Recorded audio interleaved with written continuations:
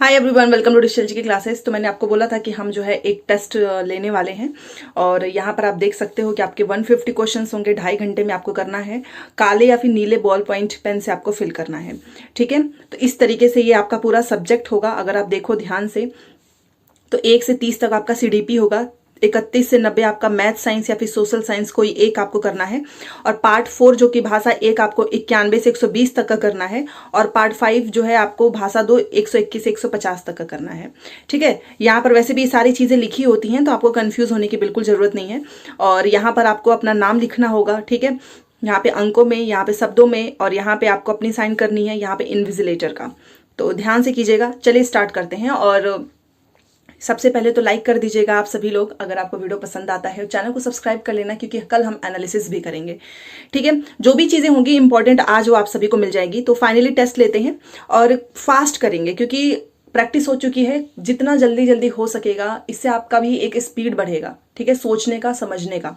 तो सबसे पहले देख सकते हैं यहाँ पहला यहाँ CDP से स्टार्ट हो रहा है कि शरीर के केंद्रीय भाग से परिधियों या फिर अंगांगों की ओर का विकास दर्शाती है। मतलब the development from central part of the body towards peripheries or extremities denotes the. तो इसका क्या मतलब होता है? ये होता है आपका प्रोक्सिमोडिस्टल डेवलपमेंट, मतलब कि केंद्र से बाहर की ओर। ठीक है, तो ये होता है प्रोक्सिमोडिस्टल। ये आप लोगों ने CDP में थ्योरी पढ़ा ही होगा। नेक्स्ट क्वेश्चन देखिए, स्कूल बच्चों की समाजीकरण की एक ऐसी संस्था है। हम लोगों ने कई बार बातें भी की हैं कि जो स्कूल होता है वो children occupy the central position. Basically अगर देखा जाए तो एक ऐसा संस्था होता है जहां पर प्रमुख स्थान स्कूली बच्चों का होता है, टीचर का थोड़ी ना होता है। मेन जो सेंटर पे फोकस किसका होता है? वो बच्चों का ही होता है। ठीक है, तो जब भी ऐसे कोई क्वेश्चन पूछेगा कि स्कूली बच्चों के समाजीकरण के किस तरीके का है, तो एक ऐसा प्रमुख स्थान है जहां पर ये स्कूली बच्चों का होगा। ठीक है, तो ये हो जाएगा हमारा दूसरे का पहला। नेक्स्ट क्वेश्चन देखिए, जब आप एक शिक्षक समूह से जुड़ जाते हैं और अपने समूह के अन्य लोगों की तरह पोशाक धारण करने लगते हैं तो आप क्या प्रदर्शन कर रहे हो? आप एक तरीके से कॉन्फॉर्मिटी दिखा रहे हो ना, समूह की अनुरूपता को दिखा रहे हो। क्योंकि हम मान लीजिए मैं किसी ग्रुप से जुड़ी हुई हूँ तो जो वहां पे ड्रेस कोड चलेगा मैं भी वही फॉलो करूंगी। तो इसका मतलब कि मैंने क्या किया है? समूह की अनुरूपता है, ये एक कॉन्फॉर्मिटी हम इसे बोलते हैं। पहचान, आज्ञाकारिता, पालन नहीं, इसको बोलते हैं अनुरूपता, कॉन्फॉर्मिटी। ठीक है, नेक्स्ट क्वेश्चन, किसी वस्तु के स्थायित्व की अवधारणा पियाजे के विकास के किस चरण में होता है? देखिए, जब भी बात होगी आपकी ऑब्जेक्ट परमानेंस, इस चीज का ध्यान रखिएगा। ऑब्जेक्ट परमानेंस हमेशा आपका सेंसरी मोटर में होगा, संवेदी गामक। ठीक है, वस्तु स्थायित्व। नेक्स्ट क्वेश्चन है, व्यक्तिगत शिक्षा कार्यक्रम की योजना किसके संदर्भ में बनाई जाती है? मतलब जो इंडिविजुअलाइज्ड एजुकेशन प्रोग्राम होता है वो इस plan from the perspective of किसके में बनाई जाती है? तो जो भी व्यक्तिगत शिक्षा कार्यक्रम होता है वो बाल केंद्रित होता है। ध्यान दीजिएगा, जब भी कहीं पर भी चाइल्ड सेंटर्ड होगा ना, ये एक पॉजिटिव टैग वर्ड है और आप हमेशा इसी के साथ जाना, बाकी किसी के भी नहीं। ठीक है, दूसरा।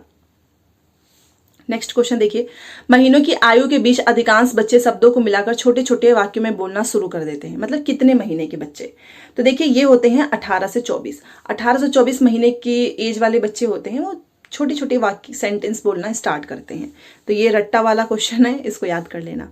ठीक है, नेक्स्ट क्वेश्चन देखिए, टफ क्वेश्चंस तो कर ही चुके हो और एग्जाम से एक दिन पहले टफ क्वेश्चंस कराने का कोई मतलब नहीं होता है क्योंकि डीमोटिवेट कराने का पर्पस नहीं है। मैं चाहती हूँ कि आपका कॉन्फिडेंस बिल्ड रहे और आसान क्वेश्चंस अगर आप कर लेंगे ना तो आपको ये लगेगा कि आपकी तैयारी अच्छी है और कल भी आप अच्छा परफॉर्मेंस करके आएंगे। अब आज मैं एकदम टफ टफ क्वेश्चन ले लूँ और एग्जाम से एक दिन पहले आपको लगेगा कि यार ये कैसा क्वेश्चन है, मेरे से आ ही नहीं रहा है, तो एक तरीके से ना डीमोटिवेशन भी होने लगता है। तो कहीं ना कहीं सारी चीजें इसीलिए कराई जा रही हैं ताकि आपका कॉन्फिडेंस बना रहे। 7 क्वेश्चन देखिए, the concept of intelligence quotient और IQ वॉज डेवलप बाई, ये किसने इसकी अवधारणा दी थी बताइए? तो वो दिया था स्टर्न ने। ठीक है, नेक्स्ट क्वेश्चन, सृजनात्मकता creativity is thought to be related to the concept of, और ये जो क्रिएटिविटी होती है ना, याद रखिएगा ये हमेशा डाइवर्जेंट थिंकिंग से से रिलेट होता है। डाइवर्जेंट का मतलब ये होता है कि आप एक कोई भी इवेंट है आप इसके मल्टीपल चीज़ों के बारे में सोचोगे। डाइवर्जेंट एक पॉजिटिव टैग वर्ड है। ठीक है, और क्रिएटिविटी, सृजनात्मकता को विविध सोच की अवधारणा से ही हम एक तरीके से रिलेट करते हैं। नेक्स्ट क्वेश्चन, किसी भाषा के स्वीकृत ध्वनि संयोजकों को इसके नियमों के अंतर्गत बताया जाता है। The acceptable sound combinations of a language are specified in its rules. तो देखिए ये भी आसान सा क्वेश्चन है, यहाँ पर साउंड की बात हो रही है और फोनोलॉजिकल, ये भी आपका, जैसे हम आप फोन देखिए ना, फोन पे अगर हम किसी से बात करते हैं तो साउंड के ही तो थ्रू बात करते हैं, तो एक तरीके से आप इसको रिलेट कीजिए, फोनो साउंड आपका फोनोलॉजिकल, फोन से रिलेटेड होगा। ठीक है, चलिए, जब सोचने की प्रक्रिया किसी भाषा के द्वारा प्रभावित होती है तो ऐसी स्थिति को हम क्या कहते हैं? जो हम थॉट प्रोसेस हमारे मन में है वो किसी भाषा के द्वारा प्रभावित होगी, तो हम इसको क्या कहेंगे? इसको हम एक तरीके से भाषा निर्धारित कहेंगे, लिंग्विस्टिक डिटर्मिनेशन। ठीक है, जब भी ये देखो ना, यहीं से आप पकड़ सकते हो, ये कीवर्ड, मैं हमेशा बोलती हूँ कीवर्ड से ही आपको पकड़ना होगा। तो जब भाषा के द्वारा प्रभावित हो रही है तो भाषा निर्धारित ही होगी वो। ओके, चलिए, अपने देखिए कितना मिनट हो रहा है, 5 मिनट में हमने 11 क्वेश्चंस कर लिए। ठीक है, तो इसी तरीके से आपको भी स्पीड मेंटेन करनी होगी ताकि आप पैसेज के लिए टाइम बचाएं।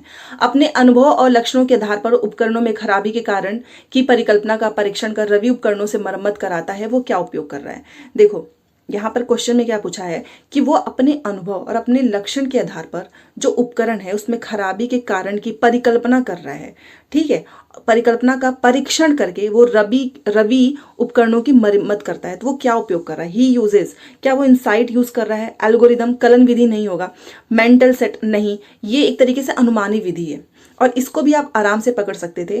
परिकल्पना, इसका मतलब ये एक तरीके से आप सोच रहे हो, हाइपोथेसिस कर रहे हो, तो इसको हम एक तरीके से अनुमानी विधि ही कहते हैं, जिसमें आपका होता है ह्यूरिस्टिक विधि। यहाँ पर भी आप देख सकते हो कि रवि जो है रिपेयर्स कर रहा है appliance by testing hypothesis about the cause of the malfunctions based on his experience with the symptoms. किसी और के एक्सपीरियंस पे ये जो है अप्लायंस को, उपकरण की मरम्मत कर रहा है और ऐसी विधि को हम अनुमानी विधि कहते हैं, ह्यूरिस्टिक। ओके, चलिए, नेक्स्ट क्वेश्चन, दिव्या अक्सर निर्देशित कार्यों को छोटे छोटे हिस्सों में विभाजित करके आसान बना लेती है। जैसे कि मान लो मैंने आपको सब्जेक्ट बोला है हिस्ट्री, अब किसी किसी को हिस्ट्री बहुत टफ लगेगा, तो आप क्या करोगे? इसको पार्ट वाइज में ऐसे बांट दोगे कि 2 चैप्टर आज करेंगे, 2 चैप्टर आज, 2 चैप्टर आज। तो इससे आपने क्या किया? आपने आसान बना लिया और इसमें आपको दिक्कत भी नहीं होगी। तो इस तरीके की जो चीजें होती हैं उसको हम बोलते हैं सब गोल एनालिसिस। ठीक है, ध्यान दीजिएगा, ये टर्मिनोलॉजी है जो कि इसके लिए यूज होता है। ठीक है, तो वो क्या यूज कर रही है? सब गोल एनालिसिस।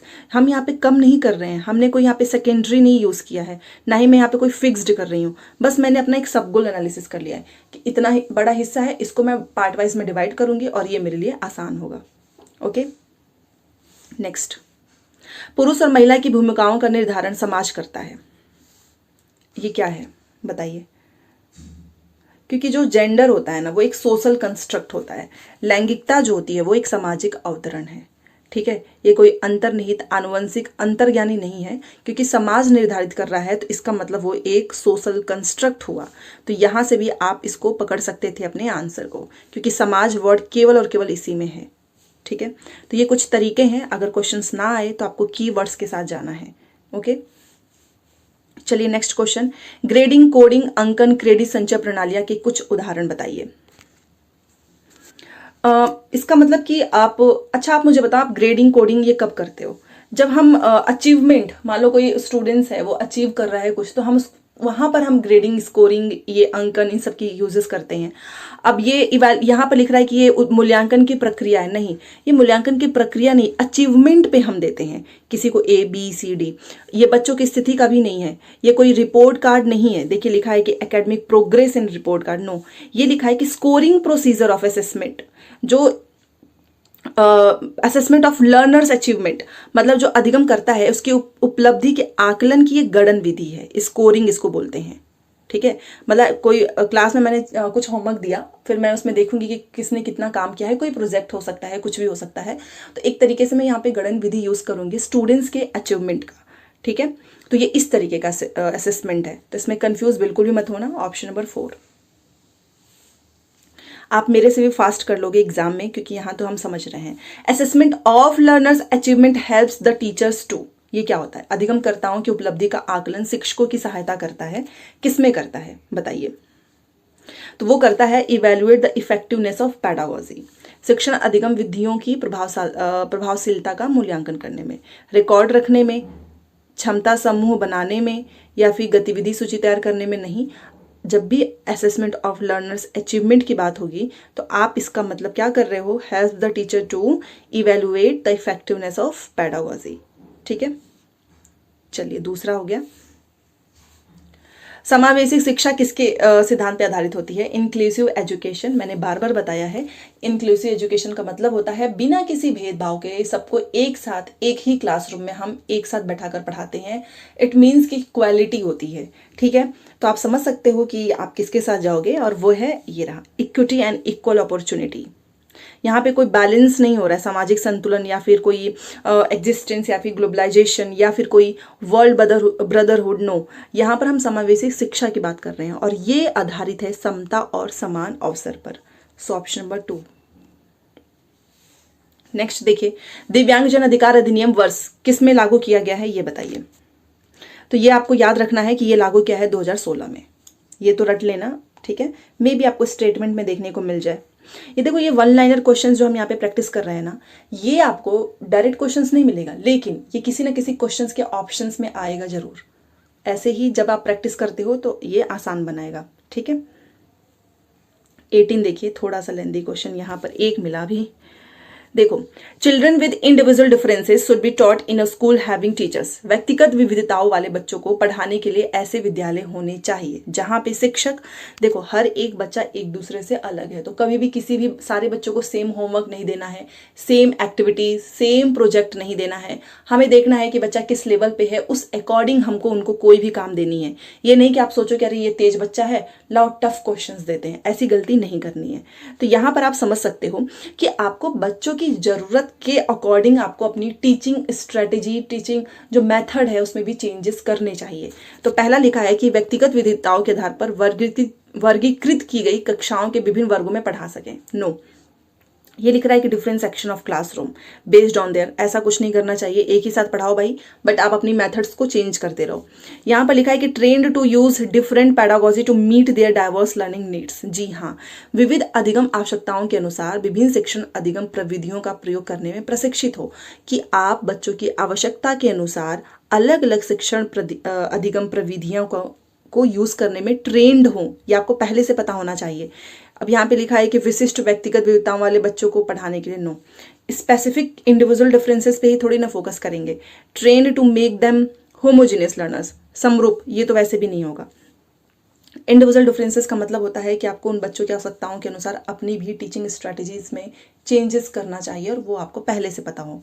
ठीक है, सो ऑप्शन नंबर 2। 19 क्वेश्चन देखिए, ये तो बहुत आसान है। Free and right of children to free and compulsory education act है ये, कि 2009 दिव्यांग बच्चों की निःशुल्क शिक्षा के अधिकारों को सुनिश्चित करता है। एज बताना है आपको, और ये आपको याद रखना है, दिव्यांग बच्चों की बात कर रहा है, तो दिव्यांग बच्चों का है 6 से 18 और नॉर्मल कितना है 6 से 14, तो ये याद रखना। ठीक है, कई लोग इस पे चले जाएंगे एकदम तुरंत, इस पे मत जाना, क्वेश्चंस में देखो क्या लिखा है।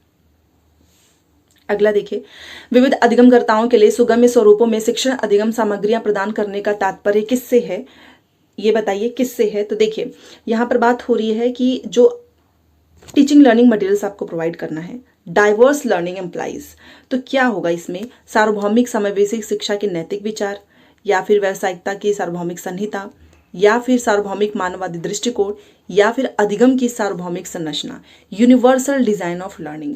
और देखिए, इन चारों में से जो आपका बेस्ट ऑप्शन है वो यही है, क्योंकि बात हो रही है यहाँ पर। देखिए, ये इसने फोकस कर दिया है एथिकल कंसिडरेट को, यहाँ पर कोड ऑफ टीचिंग आ गई, यहाँ पर ह्यूमनिस्टिक हो गई, बट ये सबसे बेस्ट है यूनिवर्सल डिजाइन ऑफ लर्निंग।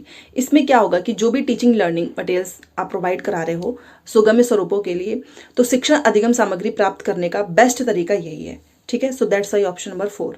वैसे भी आप समझ सकते हो कि व्यावसायिक एक नेगेटिव वर्ड चला जाता है और नैतिक विचार की बात हो नहीं रही है, ना ही यहाँ पे कोई व्यावसायिकता की बात हो रही है, ना ही कोई यहाँ पर मानववादी दृष्टिकोण की बात हो रही है, तो इस तरीके से भी ऑप्शंस आप एलिमिनेट कर सकते हैं।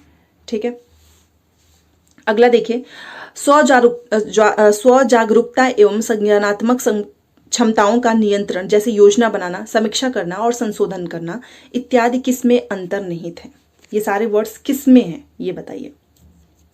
और आप भी जानते हो कि ये होता है आपका मेटाकॉग्निशन, जिसे हम बोलते हैं संज्ञान बोध। अच्छा, एक चीज ध्यान रखो, कहीं पर भी अगर आपको ऑप्शंस में मेटाकॉग्निशन मिल रहा है ना, तो आप उसके साथ ही जाना, क्योंकि ये क्या करता है ना, ये सारे वर्ड्स को एक में ही इंक्लूड कर देता है। चाहे वो आपका self awareness, control of cognitive abilities, planning, review and revising, तो इसको बेस्ट वर्ड माना जाता है मेटाकॉग्निशन। ठीक है, ये हमारे ब्रेन से रिलेटेड होता है, संज्ञान बोध। तो देखो, क्योंकि यहाँ पे कॉग्निशन भी है, मेटाकॉग्निशन भी है, तो सबसे बेस्ट आपका मेटाकॉग्निशन होगा। ठीक है, जब बच्चे प्राप्त की गई सूचनाओं की व्याख्या करने के लिए अपने अनुभव के आधार पर सोचते हैं तो उसको क्या कहा जाता है? जो सूचना उनको प्राप्त हुई है उसकी व्याख्या करने के लिए अपने अनुभव के आधार पर वो सोचते हैं, मतलब खुद के एक्सपीरियंस पे सोचते हैं, तो हम उसे क्या कहेंगे बताइए? और हम उसको कहते हैं ना कॉन्क्रीट थिंकिंग। अमूर्त नहीं, अमूर्त का मतलब आपके सामने प्रेजेंट ही नहीं है, आपको नहीं एक्सपीरियंस है, यहाँ पर कोई क्रिएटिविटी की बात नहीं हो रही है, ना ही रिफ्लेक्टिव की, कॉन्क्रीट थिंकिंग की बात हो रही है। क्योंकि सूचना आपको मिल रही है, उसके व्याख्या के लिए आप अपने एक्सपीरियंस पे सोचेंगे तो आप उसको कॉन्क्रीट ही तो बोलोगे ना। 4, नेक्स्ट देखिए, अधिगमकर्ताओं को व्यक्तिगत क्षमता के आधार पर उनकी कठिनाइयों के विभिन्न स्तरों को ध्यान में रखते हुए पढ़ाने की विधि को क्या कहते हैं? मतलब अपने हर एक बच्चे के क्षमता के आधार पर जो भी उनको कठिनाई हो रही है, क्योंकि अलग अलग लेवल तो होगा ही, आप उसको ध्यान में रख के पढ़ा रहे हो, आप इसको क्या कहोगे? तो हम इसको कहते हैं डिफरेंशिएटेड इंस्ट्रक्शंस। और ये आपको पता है, जो केंद्रीय विद्यालय के इंटरव्यू होते हैं ना, उसमें ये पूछा भी गया है कि आपके क्लास में, मान लीजिए आपकी क्लास में हर बच्चा अलग अलग है, हर बच्चे की कठिनाई का स्तर अलग अलग है, तो आप किस तरीके से पढ़ाओगे? और अगर आपने बोल दिया ना कि आपने डिफरेंशिएटेड इंस्ट्रक्शंस का यूज करोगे, तो ये बेस्ट मानते हैं। क्यों? क्योंकि इसमें आप क्या करोगे कि हर एक बच्चे के लेवल के अकॉर्डिंग आप उसको काम दोगे, पढ़ाओगे, प्रोजेक्ट दोगे, एक्टिविटीज दोगे, तो ये बेस्ट वर्ड मानते हैं। अगर कहीं पर भी इंग्लिश में जाना, हिंदी में नहीं, क्योंकि हिंदी में ना ये वर्ड बदल देता है कई बार, तो याद रखो डिफरेंशिएटेड इंस्ट्रक्शंस बहुत बेस्ट मानते हैं। अगर आपकी क्लास में हर बच्चा अलग है, उसकी कठिनाइयां अलग हैं, इंडिविजुअल लर्नर पे अगर आपको फोकस करना है तो आप इसी का यूज करोगे। ठीक है, 24 देखिए, maintenance is the specific stage of learning which is antecedent to stage of learning. प्रतिपालन अधिगम का एक विशिष्ट चरण है जो कि अधिगम के चरण का पूर्ववर्ती है, और इसका आंसर होगा आपका जनरलाइजेशन। ठीक है, ऑप्शन नंबर 4। चलिए, अभी तो बहुत सारे क्वेश्चंस करने हैं, एसएसटी भी बाकी है। जजोंग का यह मानना है कि संज्ञान और भाव क्या होते हैं, इनके अकॉर्डिंग क्या होता है? कॉग्निशन एंड इमोशन, और ये होते हैं इंडिपेंडेंट। ध्यान दीजिएगा, ये क्वेश्चन इस बार भी पूछेगा, क्योंकि संज्ञान और ये जो इमोशंस है ना, ये एक टॉपिक बहुत ही फेवरेट है, कहीं ना कहीं ये पूछेगा ही, और ये दोनों क्या होते हैं? इंडिपेंडेंट होते हैं। ठीक है, 26 देखिए, पहले से सीखे हुए कार्यों में सुधार लाने के लिए शिक्षक बच्चों को प्रदर्शन देकर सिखा रहा है, तो वो किस चीज का यूज कर रहा है? मतलब बच्चा पहले से जो सीखा हुआ है उसमें इंप्रूवमेंट ला रहे हैं, तो हम क्या प्रयोग कर रहे हैं क्लास में? हम प्रयोग कर रहे हैं मॉडलिंग इस चीज का। ठीक है, इमिटेशन थोड़ी ना हो रहा है, नकल नहीं हो रहा है, मैं उनको ऑब्जर्व नहीं कर रही हूँ, ना ही मैं कोई संशोधन कर रही हूँ, जो उन्होंने पहले से सीखा है उसमें मैं इंप्रूवमेंट ला रही हूँ, और उनको मैं प्रदर्शन देकर सिखा रही हूँ। और प्रदर्शन आप किस में दोगे? मॉडलिंग। ठीक है, प्रतिरूपण। 27, मैन और जैनिस के अनुसार डिसीजन लेने वाले बच्चे समस्या का विश्लेषण करते हैं, एनालिसिस करते हैं, विकल्पों की सूची बनाते हैं, मतलब ये ऑप्शंस हो सकता है, उसके फायदे नुकसान के हर एक स्टेज पर वो विचार करते हैं। तो ये किस तरीके का व्यवहार है बताइए? क्या ये सर्विलेंस है, विजिलेंट है, आउटगोइंग है, ऑटोक्रेटिक है? तो हम इसको बोलते हैं सतर्क। वो सतर्क रहते हैं, विजिलेंट होते हैं। ठीक है, सो ऑप्शन नंबर 2। 28 देखिए, एक समस्या सुधारक बच्चा किस विचार के आधार पर कथनों की सच्चाई या फिर संभावना का मूल्यांकन करता है? समस्या सुधारक है, प्रॉब्लम सॉल्विंग है, इवैल्यूएट, बताइए।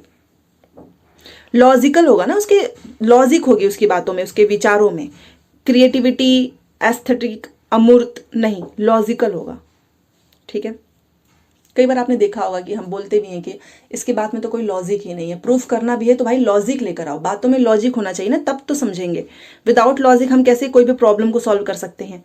So option number 4। जिस दिए गए कार्य को करते समय बच्चे स्वयं आनंद लेते हुए अनुभव प्राप्त करते हैं, आप उसे क्या कहोगे? मान लो आपने कोई काम दिया और बच्चा ना उसमें उसको इंजॉय कर रहा है, इंजॉय करते हुए उसको काम कर रहा है, अनुभव प्राप्त कर रहा है। तो ये बहुत अच्छा काम हुआ कि बच्चे इसको काफ़ी अच्छे से कर रहे हैं, खुश होके कर रहे हैं। तो क्या ये ड्रिल एंड प्रैक्टिस है? नहीं। क्या ये कंज्यूमर टाइप टास्क है? जी हाँ। यहाँ पर कोई प्रोड्यूस नहीं हो रहा है, ना ये कोई प्रॉब्लम, उनको मैंने कोई प्रॉब्लम थोड़ी नहीं दिया है, मैंने काम दिया है, काम को वो कर रहे हैं, आनंद लेते हुए अनुभव प्राप्त कर रहे हैं। और इसको हम बोलते हैं उपभोक्ता प्रकार का कार्य, कंज्यूमर टाइप टास्क। ठीक है। नेक्स्ट, बहुसंवेदी मतलब मल्टी सेंसरी अप्रोच बहुत ही अच्छा माना जाता है। और ये शिक्षण अधिगम की प्रविधि में अधिगम संवर्धन हेतु दृश्य मतलब देखकर, सुनकर, टच करके और किस संवेदनाओं का एक साथ प्रयोग किया जाता है। आप इसको क्या बोलोगे? और हम इसको बोलते हैं गतिबोधक, कानेस्थेटिक। ठीक है, ध्यान दीजिएगा। कोई ये वेस्टिबुलर नहीं है, परसेप्चुअल नहीं है, आप ऑब्जर्व थोड़ी ना कर रहे हो। आप यहाँ पर क्या कर रहे हो? मल्टी सेंसरी अप्रोच का यूज कर रहे हो टीचिंग लर्निंग में। साइमल्टेनियस यूज ऑफ आप विजुअल, ऑडिटरी, टैक्टाइल एंड इसको हम क्या बोलेंगे? इसको हम बोलेंगे kinaesthetic sense to enhance learning, बच्चों की लर्निंग बढ़ाने के लिए, गतिबोधक। ठीक है, सो इसका हो जाएगा पहला। हाँ जी, तो चलिए हम आ गए हैं पैसेज पे, और जो चीज मैंने आपको बताई है वही हम फॉलो करेंगे। और आप देखना, मैं बस एक बार पैसेज पढ़ूंगी, बट आपके कंफर्मेशन के लिए मैं दोबारा से बस यहाँ पर अंडरलाइन करूंगी, ताकि आपको भरोसा हो कि जी हाँ, इस ट्रिक से आपको आंसर मिल रहा है। एक चीज और है, यहाँ पर जो नीचे आंसर दिया है आपको इस पे नहीं जाना है, क्योंकि जो स्टूडेंट्स की जो रिस्पॉन्स की होती है ना, वही है, और ये अभी वाला एग्जाम का हुआ है। तो चलो, और ये जो स्टोरी है इससे आपको 9 क्वेश्चंस, आप सोचिए इस स्टोरी में 9 क्वेश्चंस दिए हैं, हम 9 क्वेश्चंस को बहुत जल्दी से करेंगे। हाँ, ये हो सकता है कि आपको थोड़ा समझाने में समय लग सकता है, बट कोई नहीं, आप सभी का सपोर्ट है तो वो भी हम कर लेंगे। देखिए, अब ये पैसेज आ गया है, हम इस पैसेज को बिल्कुल भी नहीं पढ़ेंगे। हम क्या करेंगे, एक साथ 2 से 3 क्वेश्चंस याद कर लेंगे, उसका कीवर्ड। तो चलो देखते हैं, और इसी क्वेश्चन से आपको पता चल जाएगा कि पैसेज में किसकी बात हो रही है। तो पहला क्वेश्चन है कि जीवक को कौन सी बात कचोट रही थी। तो आप क्या करिए, आप जो है बस ये कचोट रही, कचोटना, इतना तो आप याद रख सकते हो ना कि कचोटना कुछ वर्ड है, तो हम वहां पर रुकेंगे जरूर। तो ये पहला क्वेश्चन हो गया, और वहां पर तो आपको नेक्स्ट करना होगा, तो कुछ सेकंड ही लगते हैं, आप नेक्स्ट नेक्स्ट करके 3 क्वेश्चंस पढ़ सकते हो। और नहीं तो आपके पास एक सीट मिलेगी, वहां पर कीवर्ड्स लिख देना, सीट पे लिख दोगे तो भूलेगा भी नहीं, ये भी आप कर सकते हो।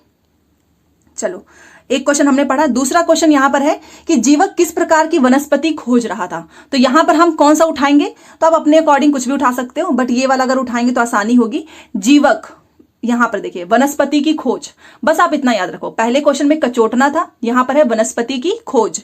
और भी क्वेश्चन देख लेते हैं, क्योंकि क्या होता है ना कि 9 जो आएंगे ना, उसमें से कुछ आपके ग्रामर्स रहते हैं। ठीक है, देखो यहां पर देखो लिखा है कि जीवक को ऐसा क्यों लगा कि उसकी शिक्षा अधूरी है। तो हम शिक्षा अधूरी पे रुकेंगे। अब आप समझ गए, यहां पर आपको शिक्षा अधूरी पे, ये हमको एक टैग वर्ड्स मिल गया, मतलब कीवर्ड।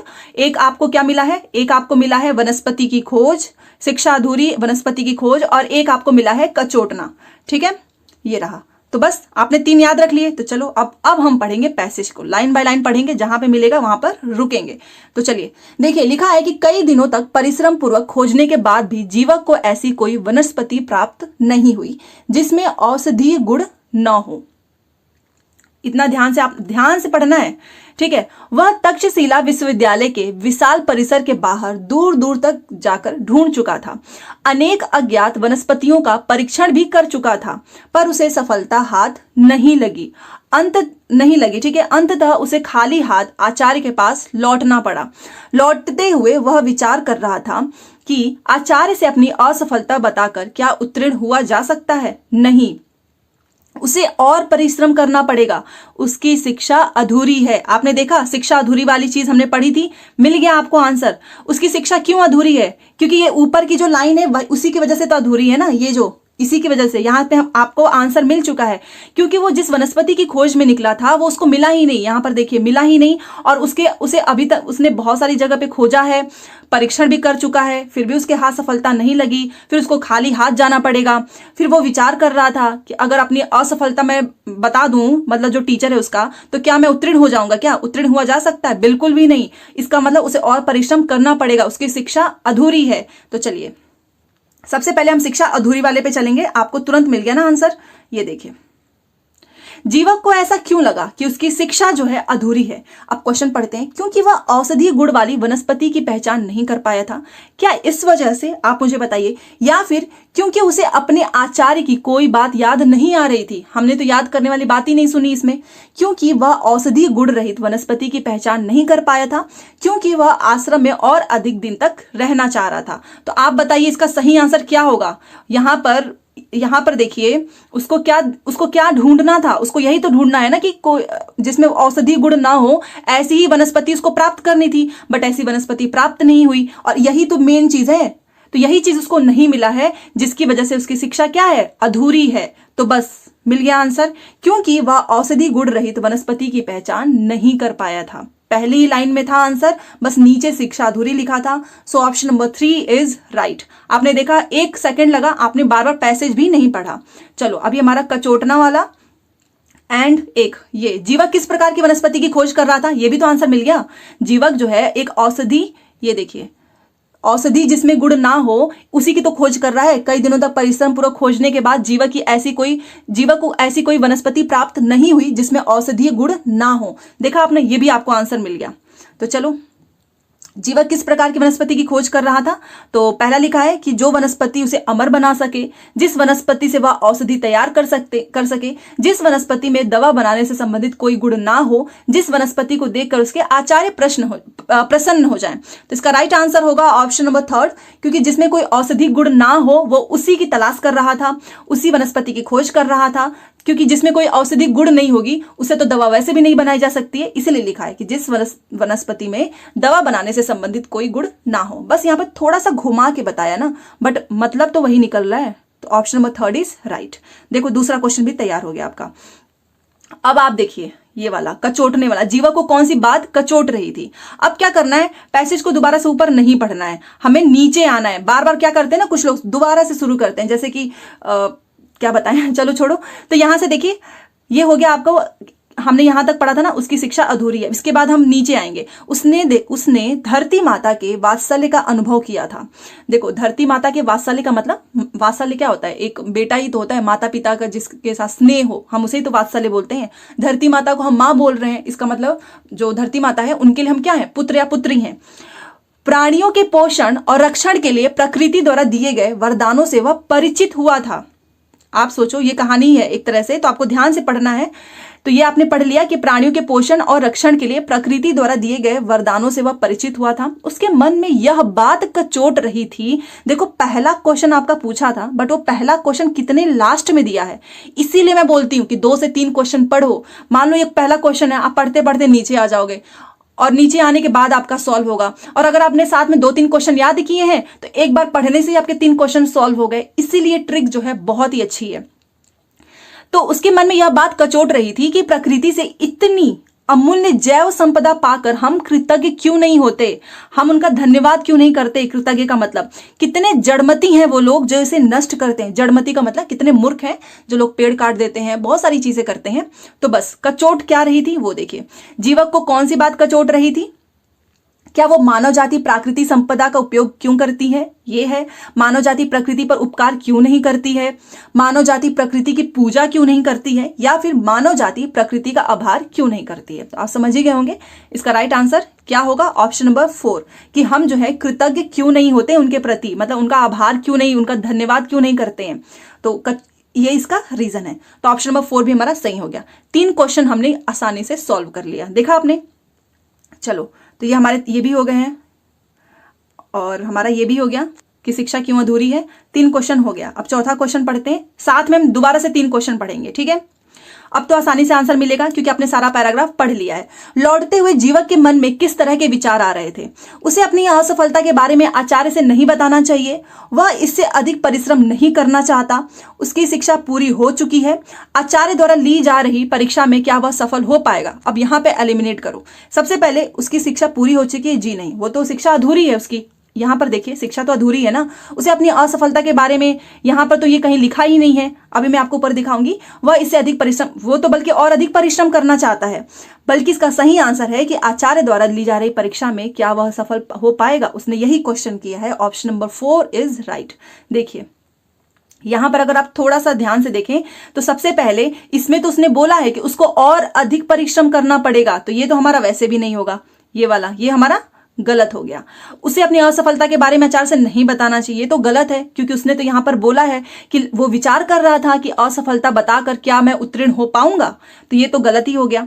उसकी शिक्षा पूरी हो चुकी है, या शिक्षा तो यहां पर अधूरी बताया है, ये भी गलत हो जाएगा। तीसरा भी सही क्या होगा, क्योंकि उसने यहां पर आप ध्यान से देखिए, उसने ये चीज बोला है ना कि वो सोच रहा था कि क्या आचार्य से मैं बताकर पास हो सकता हूं क्या, नहीं, मुझे और परिश्रम करना पड़ेगा, तो ये चीज उसके मन में आई है। तो इसका राइट आंसर हो जाएगा ऑप्शन नंबर 4 कि आचार्य द्वारा ली जा रही परीक्षा में क्या वह सफल हो पाएगा, उसका क्वेश्चन यही था। So option number 4 is right. तो देखिए चौथा भी हो गया सॉल्व। अब चलो अगले पे चलते हैं, ये है 5वां। अब ये कुछ ना इसमें ग्रामर के क्वेश्चन आएंगे, तो ये तो आपको आता है तो अच्छी बात है, क्योंकि इसका पैराग्राफ से कोई कनेक्शन नहीं है। तक्षशिला विश्वविद्यालय के परिसर हेतु किस विशेषण का प्रयोग हुआ है, तो आप थोड़ा सा आ जाना, यहां पर देखो तक्षशिला विश्वविद्यालय को क्या बताया गया है, विशाल परिसर, जिसका मतलब होता है विशाल का मतलब, परिसर का मतलब दोनों का मिलाकर बहुत बड़ा, यही तो होता है ना विशाल परिसर का मतलब बहुत बड़ा। तो देख लेते हैं कहां पर है, ये रहा, बहुत सुंदर, बहुत पुराना, बहुत अनोखा। विशाल का मतलब ये नहीं होता है। So option number 1 is right. चलो अगले क्वेश्चन पे चलते हैं। जड़मती शब्द का अर्थ क्या होता है, इसी में से बताओ। जड़मती का मतलब होता है मूर्ख। Option number 3 is right. ऊपर ही खेल होता है, बाकी ग्रामर बहुत आसान आती है, तो ये हो गया आपका। और चलते हैं नीचे, यहां पर देखिए उपसर्ग और प्रत्यय की मैंने ट्रिक बताई है, जाकर जरूर देखना। 100% क्वेश्चन आता है, पिछली बार बहुत क्वेश्चन आए थे कि आपको पता होना चाहिए कि उपसर्ग किसे कहते हैं, प्रत्यय किसे कहते हैं। यहां पर देखिए ये जो आगे के वर्ड्स होते हैं हम इसको उपसर्ग बोलते हैं, और जो पीछे के वर्ड्स होते हैं हम उसको प्रत्यय बोलते हैं। तो आपको बताना है कि किसमें उपसर्ग और प्रत्यय का यूज हुआ है। आप शब्दों को तोड़कर देखिए, परिश्रम में उपसर्ग प्रत्यय का जो है क्या आपको लगता है यूज हुआ है। सफलता हो गया अज्ञात, जी नहीं, असफलता में हुआ है। अधन सफलता, अधन सफलता, तो आपका और जो है उपसर्ग हो जाएगा और सफलता आपका प्रत्यय हो जाएगा। So option number 1 is right. चलिए देखिए कितना आसान है, और फिर से ये पैराग्राफ से कोई कनेक्शन नहीं है। जैव संपदा का समास विग्रह, अब समास वाली क्लास जरूर देखना, मैंने उसमें बताया है कि कैसे आप इसको पहचान सकते हैं, इस एक साइन से, तो वो भी समास की वीडियो मेरी मिल जाएगी, प्लेलिस्ट बनी हुई हिंदी की। जैव संपदा का समास विग्रह आप करो, इसको तोड़ो एक बार, क्या हो सकता है, जैव और संपदा होगा, जैव में संपदा, जैव के लिए संपदा, या फिर जैव की संपदा। तो इसका सही वर्ड हो जाएगा जैव की संपदा। इसके लिए आपको प्रैक्टिस करनी पड़ेगी। So option number 1 is right. ठीक है, देखिए बहुत आसान है। अब ये है वात्सल्य का अर्थ। अभी मैंने आपको बताया था वात्सल्य का अर्थ होता है, यहां पर धरती माता की बात हो रही थी ना, यहां पर देखिए उसने धरती माता के वात्सल्य का अनुभव किया था कि मैं धरती माता का बेटा हूं। ठीक है, मतलब माता पिता का ही तो स्नेह होगा ना। तो इसका राइट आंसर देश प्रेम, भक्ति भाव, सहज भाव, जी नहीं, इसका राइट आंसर हो जाएगा आपका मातृ पितृवत स्नेह। ठीक है, तो पैसेज में से भी ये आंसर मिल सकता है। So option number 3 is right. तो हमने 9 क्वेश्चंस को कितने अच्छे तरीके से सही समय पे कर लिया है, समय भी कम लगा, प्लस आपके क्वेश्चंस बहुत ज्यादा इसमें राइट होने की पॉसिबिलिटीज ज्यादा है। ठीक है, हाँ मुझे आपको समझाने में थोड़ा इसमें आपको ये समय लग रहा होगा, बट आप जब करोगे ना तो आपका समय बहुत बचेगा। तो प्लीज आप इसे ट्राई कीजिए और मुझे कमेंट जरूर करो। अगर आपको लगता है कि मैंने सच में आपके लिए थोड़ा सा भी कॉन्ट्रीब्यूशन किया है तो वीडियो को लाइक करके ही जाना और चैनल को सब्सक्राइब कर लें। अब ये क्वेश्चन पूछा हुआ था, अब इस क्वेश्चन में आप देखिए नोम चॉम्स्की के अनुसार भाषा अर्जन उपकरण जो है LAD, आपको पता है LAD क्या होता है, लैंग्वेज एक्विजिशन डिवाइस, इसे ही हम बोलते हैं हिंदी में भाषा अर्जन उपकरण। बच्चों की किस बात में मदद करता है। अगर आपने नोम चॉम्स्की की थ्योरी पढ़ी होगी तो आपको अच्छे से इसका पता होगा कि जो LAD है ना, ये बच्चे की किस भाषा अर्जन उपकरण में, बच्चा क्या चीज अर्जन करने में उसकी मदद कर रहा है LAD, तो वो जो है व्याकरण के नियम बनाने में, वयस्कों द्वारा बोली जाने वाली भाषा को शुरू करने में, सरलता पूर्वक दूसरी भाषा सीखने में, दूसरों बच्चों के साथ अंतःक्रिया करने में नहीं, ये जो है व्याकरण के नियम बनाने में मदद करता है। तो हमारा राइट आंसर हो गया ऑप्शन नंबर 2। ठीक है, चलिए अगला क्वेश्चन देखिए। कक्षा 5 में भाषा शिक्षण करते समय श्रीलाल, अब श्रीलाल है कोई टीचर, वो पाठ्य सामग्री को बच्चों की पृष्ठभूमि, मतलब जो बच्चे हैं ना उनके क्लास में, उन्हीं के जो है बैकग्राउंड से, और ये हिंदी है, हिंदी वाला लैंग्वेज है। ठीक है, पेपर 1 पेपर 2 दोनों में काम आएगा, तो इसकी इंग्लिश नहीं होती है। ठीक है, तो बच्चों का जो बैकग्राउंड है, उनका जो कल्चर है, रीति रिवाज है, जो ट्रेडिशन है, परंपराएं, जो बच्चे जहां से आते हैं उनका जो कल्चर हो गया, उनका बैकग्राउंड, उनका ट्रेडिशन, इससे वो संबद्ध करते हैं पाठ्य सामग्री को। किसको? पाठ्य सामग्री को। तो ये क्या कर रहे हैं श्रीलाल जो है, भाषा के किस सिद्धांत का प्रयोग कर रहे हैं? आप अपने आप को टीचर मान लो और सोचो कि आप ऐसा कर रहे हो, आप बच्चों की लाइफ से जोड़ रहे हो। बच्चे की लाइफ, बच्चा का जो कल्चर है, जो बच्चा शुरुआत से देखता है, ट्रेडिशन है, बैकग्राउंड, तो आप क्या कर रहे हो? आप बच्चे के जीवन से जोड़ रहे हो ना, तो बच्चे के जीवन से जुड़ाव का सिद्धांत है। सो ऑप्शन नंबर 4 हमारा राइट हो जाएगा। ये कोई सटीकता का सिद्धांत नहीं है, ना ही समूहीकरण, ना ही अभ्यास। अगर आपने ये पृष्ठभूमि, रीति रिवाज, परंपराएं देख लिया तो तुरंत आंसर मिल जाएगा कि हम यहाँ पे क्या कर रहे हैं, बच्चे के जीवन से जोड़ रहे हैं अपने पाठ्यक्रम को। और जब भी हम बच्चे को कोई भी पाठ्य पढ़ाते, बच्चे से जोड़ के पढ़ाते हैं ना, तो बच्चा बहुत आसानी से सीखता है। So option number 4 is right. चलिए, गोवा है, आप सभी को पता है, बहुत ही प्यारा सा स्टेट है जिसमें कोंकणी, मराठी, अंग्रेजी, हिंदी, पुर्तगाली भाषाएं बोली जाती हैं। तो इतनी भाषाएं बोली जाती हैं, तो गोवा क्या हुआ? ये तो बहुत आसान है। तो गोवा क्या हुआ? एक बहुभाषी राज्य है। एक भाषा तो है नहीं कि एक भाषा बोली जा रही है, ना ही दो भाषा, और ना ही ऐसी राज्य है जहां भाषाएं पढ़ाई जाती। जी नहीं, यहाँ बोली जाती है, लिखा हुआ है बोली जाती है। तो ये क्या हो गया? इसका हो जाएगा हमारा राइट आंसर कि ये एक बहुभाषिक राज्य है। आप स्क्रीनशॉट भी लेते जाना क्योंकि क्वेश्चंस जो है रिपीट होंगे। चलिए भी कर लेते हैं। प्राथमिक स्तर मतलब 1 to 5 पर व्याकरण पढ़ाते समय, अब 1 से 5 का बच्चा है, आप जानते ही हैं इतने छोटे बच्चे को आप अगर रूल्स पढ़ाने लगो ग्रामर्स के, वो नहीं सीखेगा।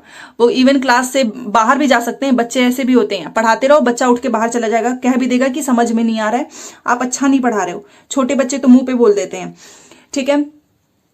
तो व्याकरण पढ़ाते समय आप टीचर हैं, आप किस विधि का प्रयोग करेंगे जिससे कि बच्चे काम में व्यस्त भी रहें और एक दूसरे से अंतःक्रिया कर सकें? तो छोटे बच्चों को पढ़ाने का सबसे बेस्ट मेथड होता है कि हम बच्चों को एग्जाम्पल्स दे। पहले एग्जाम्पल्स दो, बहुत सारे उदाहरण दो।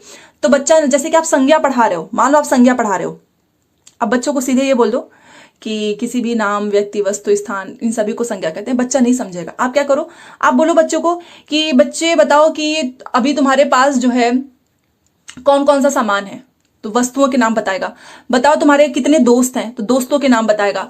बताओ तुम कितने जगह घूमने गए हो, प्लेस के नाम बताएगा। उसके बाद से आप लास्ट में बोल दिए बच्चों इन्हीं को संज्ञा कहते हैं।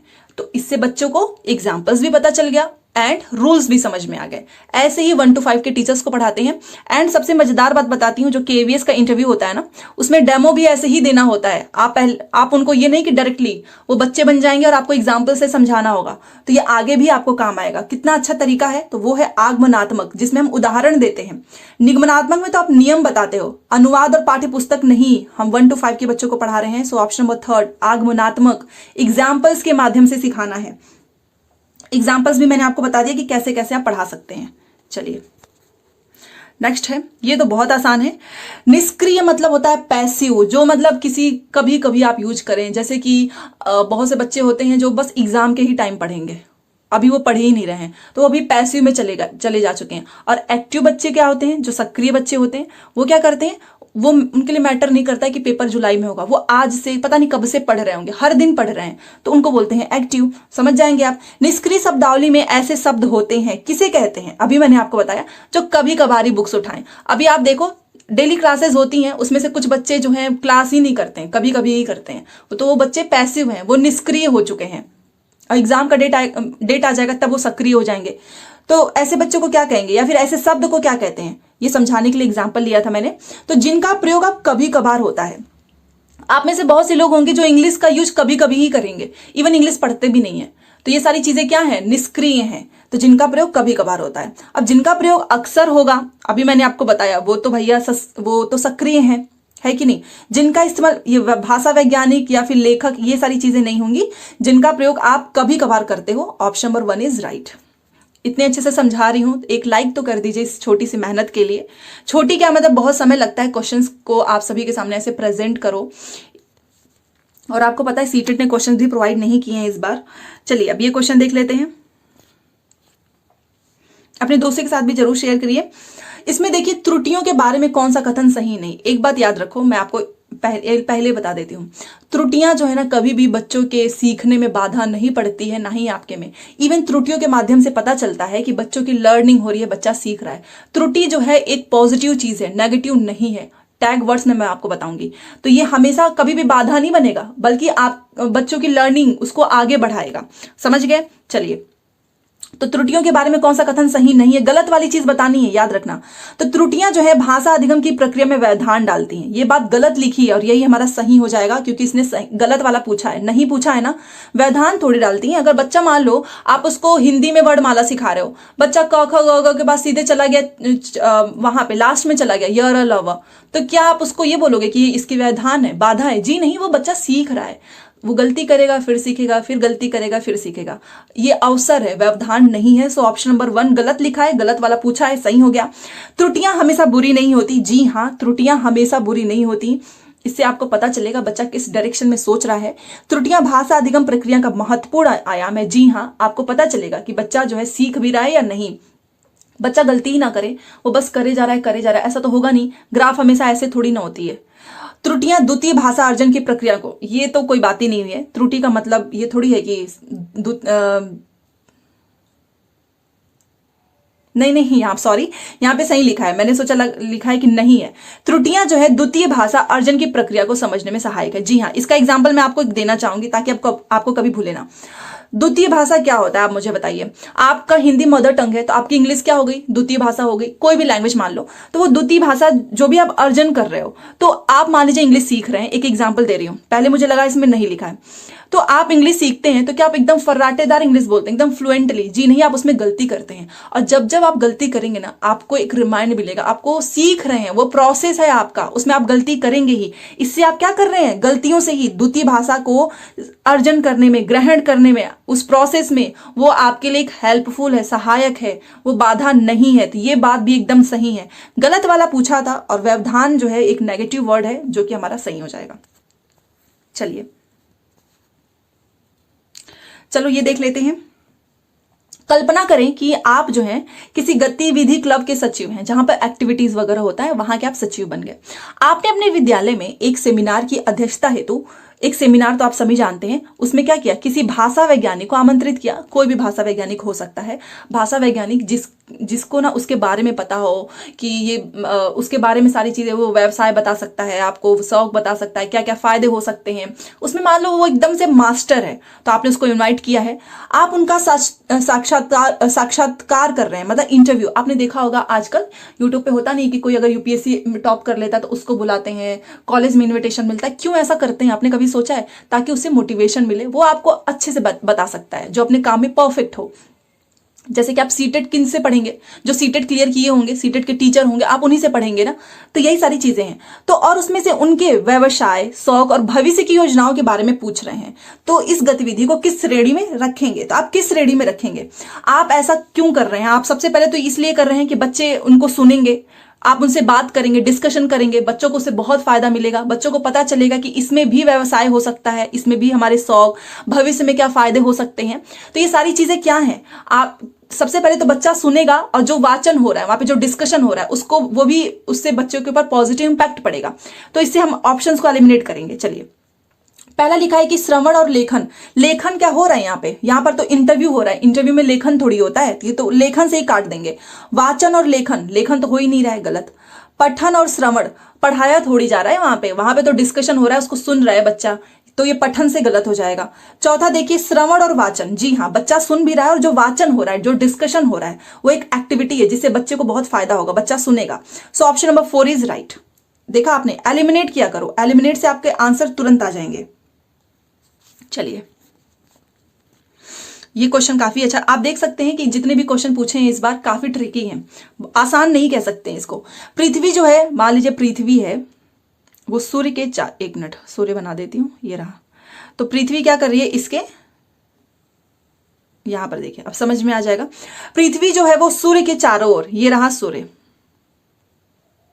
ठीक है, चारों ओर घूमती है। इस प्रकार की तथ्यात्मक सूचना, ये फैक्ट है ना, अब इसमें कुछ फेक तो है नहीं।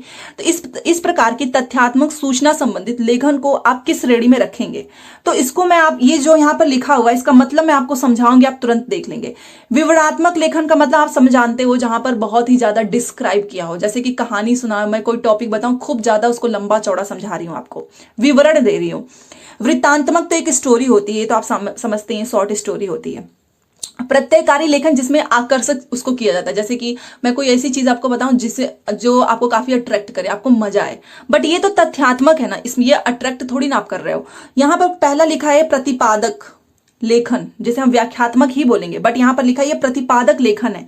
इसका मैं हिंदी में आपको बता रही हूं, अच्छी तरह समझाना। प्रतिपादक लेखन का मतलब होता है अच्छी तरह से समझाओ या फिर अच्छी तरह से उस बात को कहो, उसको बोलते हैं प्रतिपादक लेखन। तो पृथ्वी सूर्य के चारों ओर घूमती है, इस प्रकार की तथ्यात्मक सूचना संबंधित लेखन को आप पहले में रखेंगे, क्योंकि यहां पर आप बस ये नहीं बता देंगे कि ऐसे घूम रही है, आप इसको अच्छी तरह से समझाओगे। और प्रतिपादक लेखन का हिंदी में अर्थ होता है अच्छी तरह से समझाना या अच्छी तरह से कहना। तो आप समझ गए होंगे पहला क्यों सही है, इसलिए मैं पूरा डिस्क्राइब कर रही हूं। तो देखिए अगला क्वेश्चन, विद्यार्थियों के साथ साहित्य पर बात क्यों करनी चाहिए? सबसे पहले साहित्य पर आपको बात इसलिए करना चाहिए क्योंकि ये काफी इंस्पायर करता है, इससे आप बच्चों के दूसरे कल्चर को समझ सकते हो, काफी भाषा बच्चा सीख सकता है, और ये पाठ्यक्रम में शामिल है, ठीक है, तभी तो आप बात कर रहे हैं। तो इसमें इससे संबंधित कौन सा कथन जो है सही नहीं है, गलत वाला बताना है। तो ये बहुत प्रेरणास्पद है, एकदम सही है। यह पाठ्यक्रम में शामिल नहीं है, ये नहीं लगाकर इसने गलत कर दिया, तो ये गलत हो जाएगा क्योंकि शामिल है। यह विद्यार्थियों को दूसरों की संस्कृति समझने में मदद करता है, जी हाँ। यह भाषा अर्जन का आधार है, ये भी बात सही है। तो गलत वाला आप समझ गए होंगे कौन सा होगा, तो ऑप्शन नंबर दूसरा, इसने नहीं लगाकर इसको गलत कर दिया, ठीक है। और साहित्य आप समझते ही, उसमें बहुत सारी चीजें बच्चों को सीखने की मिलती है, भाषा हो गया, चाहे आप कल्चर देख लीजिए, काफी इंस्पिरेशन है, ठीक है। तो दूसरा हमारा सही हो जाएगा, और नहीं पे फोकस जरूर करना है। चलिए ये देख लेते हैं, इसमें लिखा है कि भाषा अधिगम में निदानात्मक, कल ही मैंने आपको बताया था, निदानात्मक का मतलब होता है ना कि आप जहां पर एक होता है, देखो जिसे हम डायग्नोस्टिक बोलते हैं, डायग्नोस्टिक को हिंदी में आई थिंक जहां पर बच्चों की कमजोरी का पता लगा रहे हैं कि अच्छा बच्चों को इस चीज में दिक्कत हो रही है, और निदानात्मक के मतलब उपचार कर रहे हो, आपको प्रॉब्लम पता चल गई, आपने उसका उपचार कर दिया, ठीक है, उसको बोलते हैं निदानात्मक। तो इस परीक्षण का उद्देश्य क्या है ये आपको बताना है। आपको बच्चों को क्या करना है, जो भी डिफरेंसेस आ रहे हैं, मान लीजिए बच्चा जो है हिंदी की कुछ आप उसको पढ़ा रहे हो, चलो मान लो वर्णमाला पढ़ा रहे हो, ठीक है, तो उसमें आप देखिए कि बच्चा जो है कहां पर नहीं समझ पा रहा है, आपको वो चीज जाननी होगी। जब तक आप जानोगे नहीं आप कैसे बताओगे? तो इसको बोलते हैं निदानात्मक परीक्षण। इसका उद्देश्य क्या होता है ये पूछा है। तो पहला देखिए लिखा है कि योगात्मक आकलन की योजना बनाना और प्रश्न पत्र, ये तो इसमें आ ही नहीं सकता है, निदानात्मक में थोड़ी ना योगात्मक आकलन, ये तो अलग से हम करते हैं, गलत हो गया। शिक्षार्थियों की समझ में रह गए अंतरों कमियों को जानना, जी हाँ ये सही है। तीसरा देख लेते हैं, विद्यार्थियों को काम दिलवाने के उद्देश्य से उनकी भाषाई निपुणता का परीक्षण करना, जी नहीं, हमको यहाँ पे उनको काम नहीं दिलवाना है, हम निदानात्मक कर रहे हैं, बच्चों की कमियों को जानना है हमें, इसका मतलब ही होता है। किसी विशिष्ट कार्यक्रम हेतु अभ्यर्थी की पात्रता का आकलन करना, जी नहीं। बेसिकली याद रखना, निदानात्मक में आप बच्चों की कमियों को जानते हैं। दूसरा आंसर हमारा राइट हो जाएगा।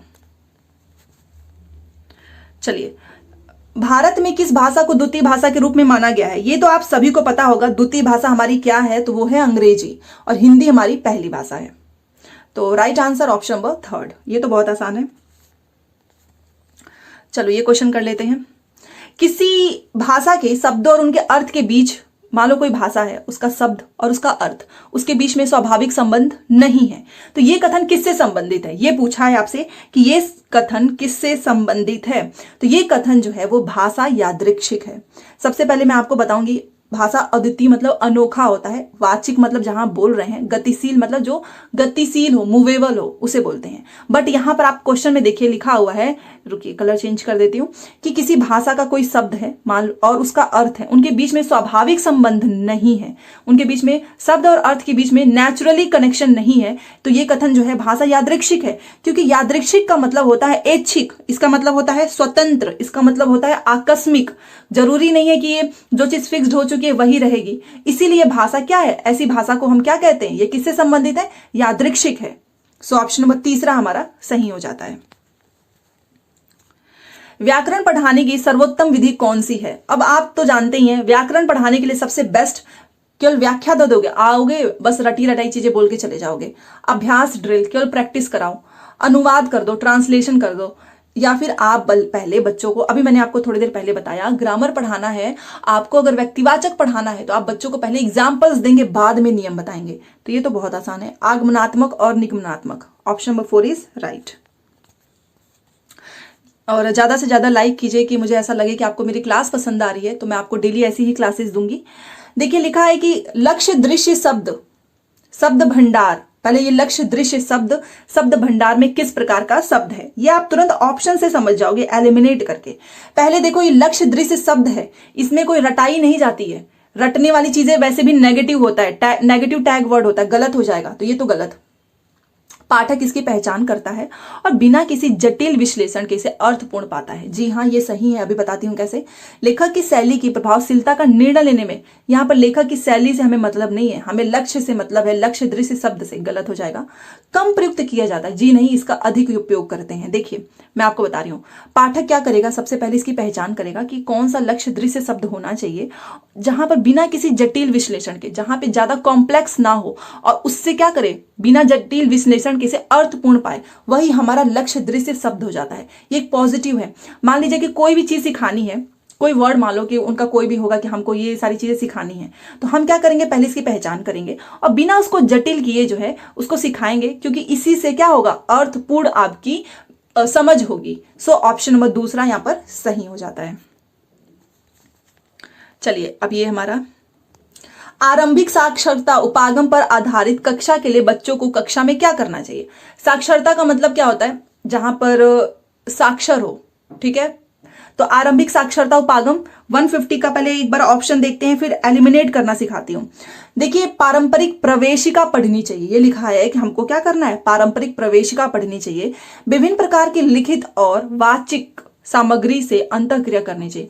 आरंभिक की बात करें, इस इनिशियल, जब इनिशियल आप कोई चीज सीखते हैं, साक्षर मतलब लिटरेचर, जहां पे आप, साक्षर का मतलब पढ़ा लिखा ही तो होगा ना, बिना पढ़ा लिखा तो होगा नहीं, बट ये आरंभ वाला स्टेज है। तो इसमें क्या आप सबसे पहले ड्रिल और अभ्यास वाली वर्कशीट दे दोगे बच्चों को कि लो इसी पे काम करते रहो? जी नहीं, इसे बच्चा सीखेगा नहीं। आपको सबसे पहले जब इनिशियल स्टेज में हमको बच्चों को लिखित, यहां पर देखिए बच्चों को क्या करना है, लिखित और वाचिक मतलब बोलने वाले, इन सब चीजों से क्या करनी चाहिए, अंतःक्रिया। और अपने आप में अंतःक्रिया एक बहुत ही अच्छा पॉजिटिव टैग वर्ड है। अंतःक्रिया बहुत ही अच्छा वर्ड होता है। किसी भी ऑप्शन में अगर आपको दिखे पॉजिटिव क्वेश्चंस पूछे, इसी पे आंख बंद करके कर देना, हमेशा सही होगा, क्योंकि अंतःक्रिया में इंटरेक्शन होता है, पारस्परिक बच्चे आपस में बात करते हैं। तो ऑप्शन नंबर दूसरा हमारा सही हो जाता है। तो देखा आपने, आपको बस देखो कई बार क्या होगा ना कि क्वेश्चन का मतलब समझ में नहीं आएगा, तो ऑप्शन से एलिमिनेट करना स्टार्ट कर दो, अपने आप आंसर बाहर आ जाएगा। ठीक है, अब चलते हैं हम अपने एसएसटी वाले पोर्शंस पे। ठीक है,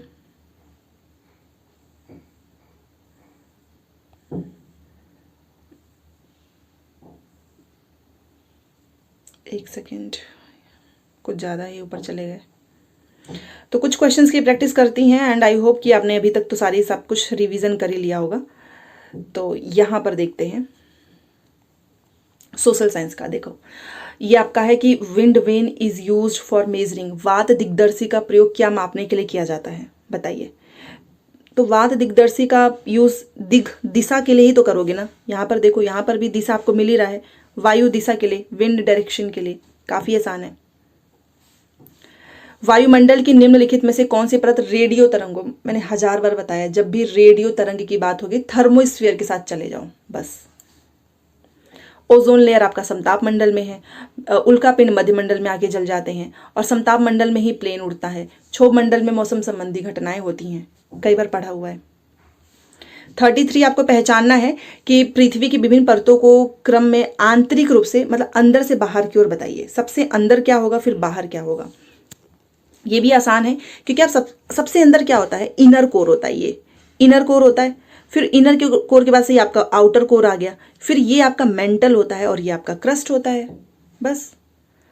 तो हमारा ये 4 है। देखो inner core, outer core, mental and सबसे बाहर आपका क्रस्ट होता है। तो आप इस क्रस्ट से भी एलिमिनेट कर सकते हो, ऑप्शन नंबर 4। ये देखिए 34 है कि दिए गए आरेख में सूर्य, पृथ्वी और चंद्रमा की स्थिति को ध्यान से देखिए और बताओ कि क्या दर्शा रहा है। ये सूर्य है, पृथ्वी है, चंद्रमा है, तो कौन सा ग्रहण लग रहा है। और ये हम लोगों ने क्लास में एनसीईआरटी में पढ़ा हुआ है। इसको हम बोलते हैं नीप टाइड। जब सूर्य, पृथ्वी और चंद्रमा की स्थिति इस तरीके से होगी तो हम इसको बोलेंगे लघु ज्वार भाटा। नोट्स पढ़ लेना, अभी तक नहीं पढ़ा है तो, ठीक है। 35 देखिए, जब नदी मैदान में प्रवेश करती है तो वो ऐसे मुड़ जाती है और बड़े मोड़ ऐसे बड़ी मोड़ बनाकर ऐसे बहती है, तो ये क्या कहलाता है। ऐसे सांप की तरफ देखिए ऐसे मुड़ रही है, इसको हम बोलते हैं विसर्प। नाम से भी आप याद रख सकते हो, विसर्प, मिएंडर, ठीक है। चलिए 36, अधिकांश दुर्गम क्षेत्रों में और आपदाओं के समय लोगों को बचाने और भोजन, जल, कपड़े एवं दवाओं को वितरित करने के लिए यातायात का कौन सा साधन उपयोगी है। तो आप भी जानते हो एयरवेज होगा, वायु मार्ग होगा। आपदा के समय में इससे आप बहुत जल्दी जो है लोगों तक उनकी ज़रूरत की चीज़ें पहुंचा सकते हैं, और आपने देखा भी होगा ऐसा होता भी है। चलिए 37, भूगोल की वह शाखा जो विशिष्ट मानव जनसंख्या की संरचना के विषय से संबंधित है, इसे हम क्या कहते हैं। तो हम इसे देखो किससे संबंधित है, जनसंख्या, और जनसंख्या से रिलेटेड क्या होता है, डेमोग्राफी। ये एक वर्ड है, जनसांख्यिकी, ठीक है। 38 देखिए, सूर्य गुजरात में अरुणाचल प्रदेश से लगभग 2 घंटे बाद अस्त होता है। अरुणाचल प्रदेश जो है वो गुजरात की तुलना में उच्च अक्षांश पे है, हायर लैटिट्यूड पे है। तो क्या ये बातें सही हैं। देखो दोनों बात सही है स्टेटमेंट, बट ये इसका एक्सप्लेनेशन थोड़ी ना है कि ये बोल रहा है कि सूर्य जो है वो गुजरात के अरुणाचल प्रदेश में, आपको पता ही है ना कि सबसे पहले 2 घंटे पहले अरुणाचल प्रदेश में सूर्योदय सबसे पहले होता है, आप जानते हो। और गुजरात में जो है अरुणाचल प्रदेश से लगभग 2 घंटे के बाद अस्त होता है। इंडिविजुअल स्टेटमेंट करेक्ट है, बट यहाँ पर देखिए लिख रहा है कि अरुणाचल प्रदेश गुजरात की तुलना में उच्च अक्षांश पे स्थित है, ये भी सही है, बट ये अस्त होने का रीजन नहीं है, ठीक है। इसका क्या रीज़न है आप मुझे कमेंट में बताओ, क्योंकि ये पूरा एक टॉपिक है आपकी ज्योग्राफी में, और जब ज्योग्राफी की मैराथन क्लास हो रही थी तो मैंने उसमें आपको बताया था इसका क्या रीज़न है, ठीक है। तो 38 का ऑप्शन नंबर 2। कौन सा ऊर्जा का गैर परंपरागत नॉन कन्वेंशनल सोर्स है, ये बताइए। ईंधन, प्राकृतिक गैस, सौर ऊर्जा या कोयला। निम्न में से कौन सा ऊर्जा का गैर परंपरागत स्रोत है, और वो है आपका सोलर एनर्जी, ठीक है। 40, विशेष रूप से निर्मित टैंक और तालाब में मछली का प्रजनन क्या कहलाता है। और ये मैंने आपको याद होगा नोट्स में भी बताया था पूरा डिटेल में, कि जो सेरी कल्चर होता है, रेशम का पालन, वीटी कल्चर होता है, अंगूर की खेती, हॉर्टिकल्चर होता है, बागवानी, मछली पालन होता है, पीसी कल्चर। याद आया होगा आपको, तो ये हो जाएगा 4, ठीक है। 41, स्थल का एक संकरा भाग जो 2 बड़े स्थलीय भागों को एक दूसरे से जोड़ता है, इसको हम क्या कहेंगे। ये तो इतना आसान पूछा है, स्थल है तो स्थल संधि होगा, ठीक है। दूसरा 42 देखिए, निम्न में से कौन सा महाद्वीप आकार में सबसे छोटा है। आकार की बात हो रही है, सबसे छोटा है, और वो है ऑस्ट्रेलिया, ठीक है। चलो 41 हो गया, अब 42 हो गया, 43 पे चलते हैं। उच्च प्राथमिक स्तर पर सामाजिक विज्ञान में क्या क्या सब्जेक्ट है। सोशल साइंस पढ़ रहे हो ना, बताओ। इतिहास है, भूगोल है, पॉलिटिकल साइंस है, इकोनॉमिक्स है, ठीक है। और अभी क्या हुआ है, ये थोड़ा सा पुराना पेपर पूछा है, मतलब बहुत पुराना है ये, बट प्रेजेंट में आपका है हिस्ट्री, ज्योग्राफी, और जो सिविक्स था उसका नाम बदल के पॉलिटिकल, सोशल एंड लाइफ हो गया है, ठीक है। तो हिस्ट्री है, ज्योग्राफी है, और इस पे ध्यान मत दो, सोशल एंड पॉलिटिकल लाइफ, ये हमने सिविक्स का चेंज कर दिया है, ठीक है। अब ये तो बहुत ही पुराना पूछा है, उस समय तो चेंजेस हुए नहीं थे, तो इस वजह से आपको history, geography and social and political life ये ऑप्शन में मिलेगा। और नहीं भी मिले तो बस राजनीति विज्ञान भी मिलेगा, तो भी आप इसके साथ चले जाना। मतलब अगर ये वाली लाइन मिलती है, तीसरा 43 का।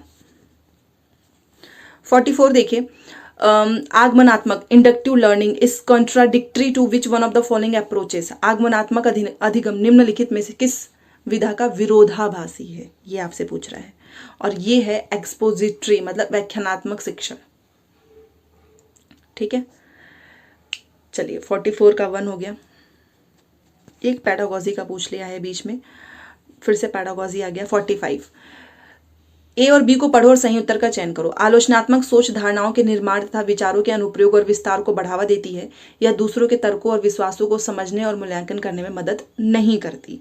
तो देखिए, ए तो सत्य है कि क्रिटिकल थिंकिंग से आप दूसरे के विचार अनुप्रयोग को बढ़ावा दे सकते हो और तर्क और विश्वास को समझने में मदद भी मिलता है आलोचनात्मक सोच से। तो इसने नहीं लगाकर गलत कर दिया है। तो ए सही है, बी गलत है। ओके, चलिए, अनुभवजन्य साक्ष्य क्या होता है? What is an empirical evidence? देखो, अनुभवजन्य का मतलब क्या होता है? एक्सपीरियंस आपको खुद मिलेगा, ठीक है, आप खुद से सीखोगे अपने सेंसेस के थ्रू, इसी को बोलते हैं। मान लो मैं आपको कहीं ले गई घुमाने के लिए, तो क्या आप मेरे सेंसेस से सीख रहे हो क्या? नहीं, आपको एक्सपीरियंस हो रहा है खुद के इंद्रियों से। आप खुद से देख रहे हो, सोच रहे हो, हाथों से उसको टच कर रहे हो, और इसी को बोलते हैं कि इंद्रियों के माध्यम से आपने वास्तविक दुनिया में एकत्रित आंकड़े, ठीक है, सेंसेस से ही रिलेटेड है। जब भी आपसे एम्पेरिकल एविडेंस पूछेगा और कहीं पर भी आंसर इंद्रियों के माध्यम से थ्रू द सेंसेस लिखा है, आप उसी के साथ जाना, बाकी कुछ पढ़ने की भी जरूरत नहीं है, ठीक है। पहला 47 देखिए, भौतिक विशेषताओं के मॉडल शिक्षण के लिए सबसे बेस्ट क्या है? इन चारों में से, मतलब मॉडल्स की बात हो रही है तो इसमें से क्या होगा? और आप जानते हो कि हम ज्योग्राफी, भूगोल का ही तो देखा होगा आपने, हम भूगोल से कोई अगर टीचर बोले मॉडल बनाना है तो हम भूगोल का ही कोई टॉपिक, ज्योग्राफी का ही कोई टॉपिक उठाएंगे, ठीक है, क्योंकि एक तरीके से आप देखो तो सुटेबल होता है टीचिंग के लिए। So option number 3। 48 देखिए, स्थानीय समाचार पत्र से मौसम की जानकारी का संग्रह किस प्रकार का स्रोत है? और ये आएगा प्राथमिक, द्वितीयक, तृतीयक स्रोत आपसे पूछेगा कि किसको प्राथमिक बोलते हैं, किसको द्वितीयक बोलते हैं, किसको, जैसे कि राज सुंदरी देवी का जो आत्मकथा है अमार जीवन, ये एक प्राथमिक स्रोत है क्योंकि उन्होंने खुद लिखा है। अब उसको आपकी किताबों में छाप दिया गया है एनसीईआरटी की, तो आपका द्वितीयक हो गया। और तृतीयक में तो आप जानते ही हो, सारी सर्विसेज हो गई, बैंकिंग, टीचिंग, ये सब कुछ तृतीयक में है।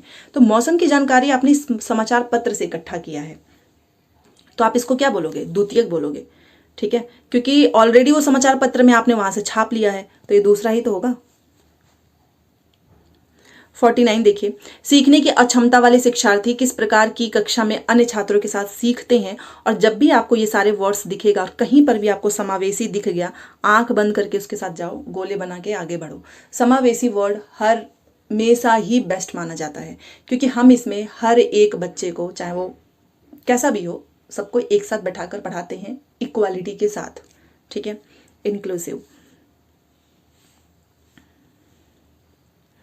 सभी बच्चे विकास के समान अनुक्रम से गुजरते हैं लेकिन विभिन्न दरों से, इसलिए शिक्षक को पूरी तरह से कक्षा के लिए नहीं बल्कि व्यक्तिगत बच्चों और छोटे समूहों के लिए गतिविधियों की योजना बनानी चाहिए। ये किसने बोला है?